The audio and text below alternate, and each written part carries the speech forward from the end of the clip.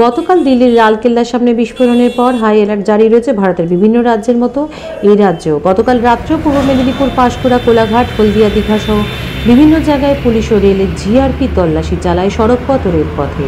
আজ একইভাবে রাত্রে পূর্ব মেদিনীপুর, কোলাঘাটে হলদিয়া মোড়ে 16 নম্বর জাতীয় সড়কে বিভিন্ন গাড়ি তল্লাশি চালায়। বাস, ট্রাক, প্রাইভেট কারে চলে জোরদার তল্লাশি। কোলাঘাট থানা ও কোলাঘাট ট্রাফিক পুলিশের সহায়তায় আজ রাত্রে চলে জাতীয় সড়কে নাকা চেকিং। তবে এই নাকা চেকিংয়ে খুশি পথচলতি মানুষেরা। কোলাঘাট থেকে সত্যম নিউজের বিশেষ রিপোর্ট, আপনাদের সঙ্গে আমি দুর্বা।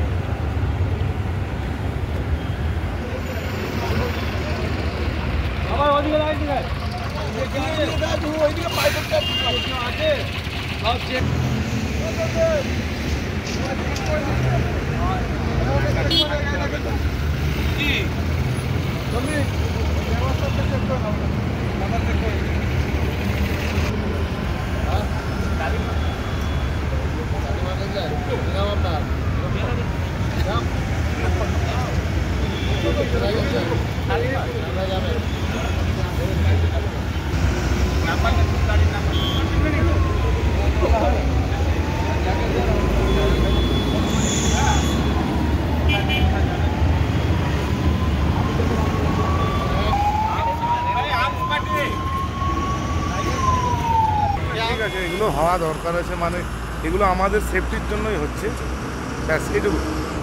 কি নাম আপনার? আমার নাম সাবুন সরকার। আপনি কোথা থেকে আসছেন? এই মুহূর্তে কলকাতা থেকে ফিরছি। কোথায় যাবেন? ঝাড়গ্রাম যাবো, ঝাড়গ্রাম। মোটামুটি এই যে চেকিং হচ্ছে এটা আপনাদের ভালো লাগে?